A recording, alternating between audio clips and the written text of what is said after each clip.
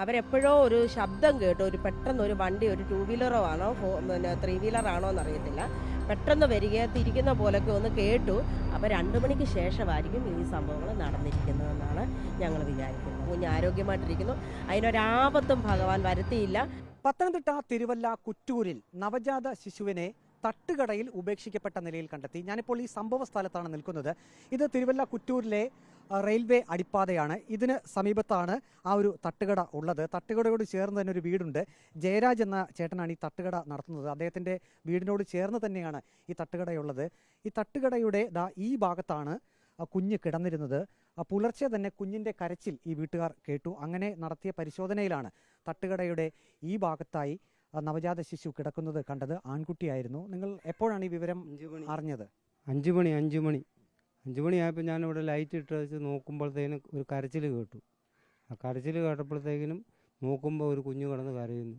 അടിയിൽ ഒരു ചെറിയ കൈലി തുണിയാണ് കിടക്കുമായിരുന്നു.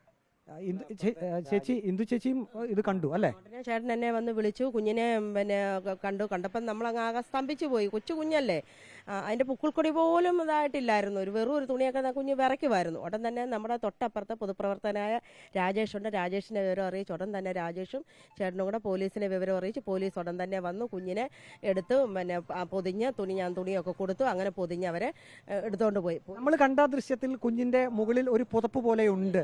അത് ഞാൻ കുഞ്ഞ് വിറയ്ക്കാതിരിക്കാൻ വേണ്ടിയിട്ട് പേടിച്ചിട്ടാണ് ഒരു തുണി ഇട്ടതിന്. എന്തെങ്കിലും പ്രശ്നമാകുമെന്നും കരുതി കുഞ്ഞ് വിറയ്ക്കുന്നത് കണ്ടുകൊണ്ട് ഞാനൊരു തുണി ഇട്ടതാണ്. എനിക്കറിയത്തില്ലായിരുന്നു നമ്മൾ കുഞ്ഞിനെ എടുത്തൊന്നും ഇതാക്കണം. എനിക്കത് പേടിച്ചിട്ട് ഞാൻ പിന്നെ വിറയ്ക്കുന്ന കണ്ടുകൊണ്ട് ഞാൻ കുഞ്ഞിനെ ഒരു തുണി ഇട്ട് പുതപ്പിച്ച് അവിടെ കിടത്തി.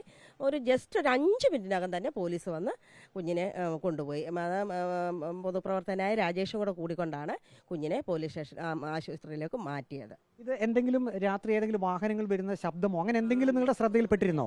അവിടെ രാജേഷിൻ്റെ വീട്ടിൽ പശു പ്രസവിച്ച കാരണം രാത്രിയിലെല്ലാം അവിടെ അനക്കം ഉണ്ടായിരുന്നു. ആളനക്കം ഉണ്ടായിരുന്നത് കൊണ്ട് അവരെപ്പോഴോ ഒരു ശബ്ദം കേട്ടു, പെട്ടെന്ന് ഒരു വണ്ടി, ഒരു 2 വീലറോ ആണോ 3 വീലറാണോ എന്നറിയത്തില്ല, പെട്ടെന്ന് തിരിക്കുന്ന പോലൊക്കെ ഒന്ന് കേട്ടു. പക്ഷേ എപ്പോഴും ഇതുവഴി ഇങ്ങനെ വണ്ടി വാഹനം പോകുന്ന കാരണം അത്ര അവർ കാര്യമായിട്ട് ശ്രദ്ധിച്ചില്ല. അങ്ങനെ ഒരു വണ്ടി പെട്ടെന്ന് പോകുന്നതായിട്ട് അവരും പറഞ്ഞു. പിന്നെ ഈ ഇതുവഴിയൊക്കെ പോകുന്നവരൊക്കെ പറഞ്ഞു, നടക്കാൻ പോകുന്നവരുണ്ട്, അവരെല്ലാം പറഞ്ഞു ഒരു ശബ്ദം കേട്ടു. പക്ഷെ വണ്ടി ആരും ശ്രദ്ധിച്ചില്ല. പുലർച്ചെ ഈ പറഞ്ഞ വണ്ടിയുടെ ശബ്ദം കേട്ടത് എത്ര മണി സമയത്താണ്? അതൊരു 2 മണിക്ക് ശേഷമാണ് ഈ സംഭവം നടന്നിരിക്കുന്ന. കാര്യം ഇവിടെ ഞങ്ങളുടെ ഒരു സുഹൃത്തിൻ്റെ ഭാര്യ ഇവിടെ കാറ്ററിംഗ് വർക്കിന് പോകുന്നുണ്ട്, കല്യാണ വർക്കിന് പോകുന്നുണ്ട്. അവർ പോയിട്ട് പാചകം കഴിഞ്ഞിട്ട് അവർ ഭാര്യയും ഭർത്താവും കൂടെ തിരിച്ചു പോയപ്പം 2 മണിയോളമായി. പോയപ്പം ഈ കുഞ്ഞിവിടെ ഇല്ല. അപ്പോൾ അവരിവിടെ എല്ലാം ശ്രദ്ധിച്ചിട്ടാണ് പോയപ്പോൾ ആ കുഞ്ഞില്ല. അപ്പോൾ 2 മണിക്ക് ശേഷമായിരിക്കും ഈ സംഭവങ്ങൾ നടന്നിരിക്കുന്നതെന്നാണ് ഞങ്ങൾ വിചാരിക്കുന്നത്. CCTVയുടെ സാന്നിധ്യമില്ല. അത് അങ്ങ് അപ്പുറത്തെ ഈ പാലത്തിൻ്റെ അപ്പുറേ ഉള്ളൂ. ഇവിടെ ഒന്നുമില്ല. ഞാൻ 5 മണിക്കാണ് ഈ കട ഓപ്പൺ ചെയ്ത് ഈ ലൈറ്റ് ഇടുമ്പോഴാണ് കുഞ്ഞിൻ്റെ കരച്ചിൽ കേൾക്കുന്നത്. ആ കരച്ചിൽ കേട്ട് നോക്കിയപ്പോൾ മുതൽ എന്നെ അങ്ങ് വിറയ്ക്കുകയും നമ്മൾ പെട്ടെന്ന് ഇല്ലാത്ത ഇവിടെ പട്ടികളൊക്കെ ഇഷ്ടം പോലെ കാണുന്നു. ഒരു പട്ടിയില്ലായിരുന്നു അന്നേരം. അത് കാരണം അന്നേരം മുതൽ എന്നെ സാധാരണ തെരുവ് നായ്ക്കൾ ഇതുവഴിയൊക്കെ ആ സമയത്തൊക്കെ ഉള്ളതാണ്. ഇവിടെ നായ കിടക്കും, രാവിലെ കാവല് പോലെ കിടക്കുന്നതാണ്.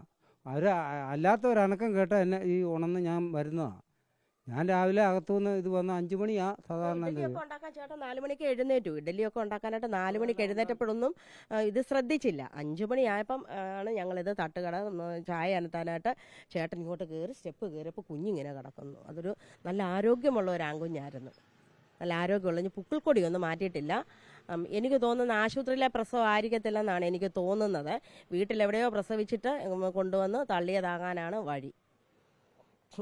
കുഞ്ഞിനെ ആംബുലൻസിൽ തിരുവല്ല താലൂക്ക് ആശുപത്രിയിലേക്ക് മാറ്റിയിട്ടുണ്ട്. ഡോക്ടർമാർ അറിയിച്ചിരിക്കുന്നത് കുഞ്ഞിൻ്റെ ആരോഗ്യനില തൃപ്തികരമാണ് എന്നാണ്. ഏതായാലും പോലീസ് ഇക്കാര്യത്തിൽ വിശദമായിട്ടുള്ള അന്വേഷണം ആരംഭിച്ചിട്ടുണ്ട്. ഇപ്പോൾ പോലീസിൽ നിന്നും നിങ്ങൾക്ക് എന്തെങ്കിലും വിവരങ്ങൾ ലഭിച്ചിട്ടുണ്ടോ? എല്ലാം പറഞ്ഞു. 9:30 അവിടെ ചെന്ന് അതിൻ്റെ വിവരം കൊടുക്കാനായിട്ട് പോവുക. അതിന് റെഡിയായി നിൽക്കുക എന്നാ പറഞ്ഞ് രാജേഷിൻ്റെ ഇതിലാണ് എല്ലാം. ഏതായാലും കുഞ്ഞ് ആരോഗ്യം നല്ലതുപോലെ ഇരിക്കുന്നതിൽ സന്തോഷമല്ലേ? അത് വലിയ സന്തോഷം. കുഞ്ഞ് ആരോഗ്യമായിട്ടിരിക്കുന്നു. അതിനൊരാപത്തും ഭഗവാൻ വരുത്തിയില്ല. പട്ടികളൊക്കെ ഇവിടെ ഇഷ്ടംപോലെ ഉള്ളതാണ്. പക്ഷെ പട്ടി ഉണ്ടായിരുന്നെങ്കിൽ ഇവിടെ വെക്കാനും പറ്റത്തില്ലായിരുന്നു. അപ്പോൾ പട്ടിയും ഇല്ലായിരുന്നു. പട്ടി അഥവാ കണ്ടിരുന്നെങ്കിൽ കുഞ്ഞിനെ കടിച്ച് കീറുകയും ചെയ്തതന്നെയായിരുന്നു. കുഞ്ഞങ്ങനെ സുരക്ഷിതമായിട്ട് പിന്നെ പോലീസിൻ്റെ കൈകളെ ഞങ്ങൾക്ക് ഏൽപ്പിക്കാൻ പറ്റി. അത് വലിയൊരു സന്തോഷം. ആ കുഞ്ഞ് നല്ലതായിട്ട് നല്ല ആരോഗ്യവാനായിട്ട് നല്ലതായിട്ട് കഴിയട്ടെ ആ കുഞ്ഞ്. ആ കുട്ടി നല്ലപോലെ ആരോഗ്യവാനായി തന്നെ വളരട്ടെ എന്നാണ് ഇപ്പോൾ ജയരാജിൻ്റെ ഭാര്യയായിട്ടുള്ള ആ ചേച്ചിയും പറയുന്നത്. അവരുടെ തട്ടുകടയാണിത്.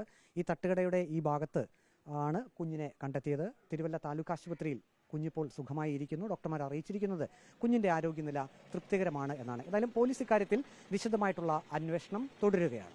വീഡിയോ ജേർണലിസ്റ്റ് അജി കുടുംബനൊപ്പം reporter Praveen Purushothaman, in reporter, Pathanamthitta.